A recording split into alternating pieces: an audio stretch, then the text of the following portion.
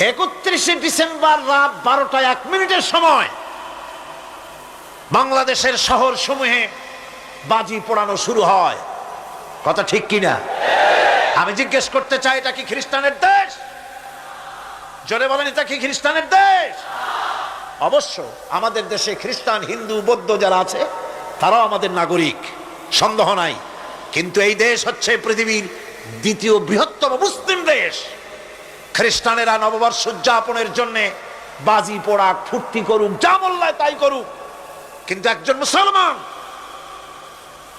এই নববর্ষ উদযাপনের জন্য বাজি পোড়াতে পারে না, বোমা ফুটাতে পারে না, ফুর্তি করতে পারে না। কোন মানে নাই, জাস্টিফিকেশন নাই। এটা যদি করা হয় আপনি খ্রিস্টানদের গোলামি করছেন, এটাই প্রমাণিত হবে। পয়লা বৈশাখ নববর্ষ উদযাপন করা হয় আমাদের দেশে। আজ 2-4 বছর ধরে শুরু হয়েছে পয়লা বৈশাখ উদযাপন করা।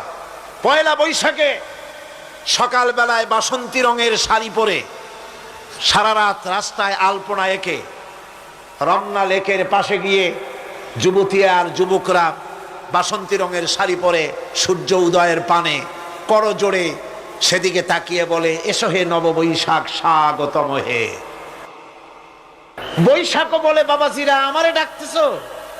ওয়েট এন্ড সি, অপেক্ষা করো, আসতেছি। যে বৈশাখকে ডাকা হলো, স্বাভাবিক বৈশাখ কাল বৈশাখীর রুদ্র রূপ ধারণ করে 180 মাইল স্পিডে এসে বাড়ি ঘর কল কারখানা ভাঙ্গা জনমের মতো স্বাগতম হে।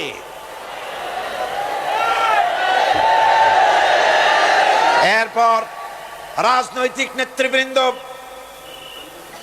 এবং বুদ্ধিজীবী, ছাত্রছাত্রী, শিক্ষক, এক শ্রেণীর শিক্ষক বৃন্দ মঙ্গল প্রদীপ জ্বালিয়ে দিনের সূচনা করেন। কুকুরের মুখোশ, গাধার মুখোশ, কুমিরের মুখোশ পরে মিছিল করেন। ঢোল আরো কি হাবিজাবি বাজাইয়া ফুর্তির চোটে শীতই পড়বে না খারাপ হয়ে থাকবে দিশা করতে পারে না। ঠিক কিনা কন?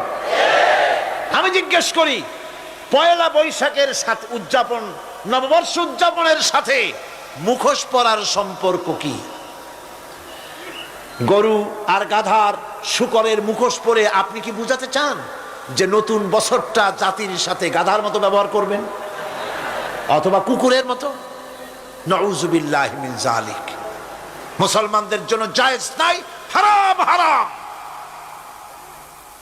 বৈশাখের কোনো গুরুত্ব নাই।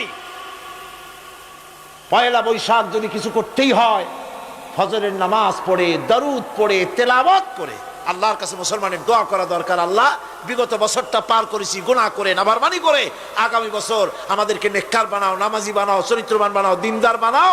বছরটা দেশের জন্য, জাতির জন্য কল্যাণকর করে দাও। ভালো হইতো না? ভালো হইতো না? ভালো হতো। কিন্তু কপাল খারাপ, সংস্কৃতির নামে আসছে বেহায়াপনা।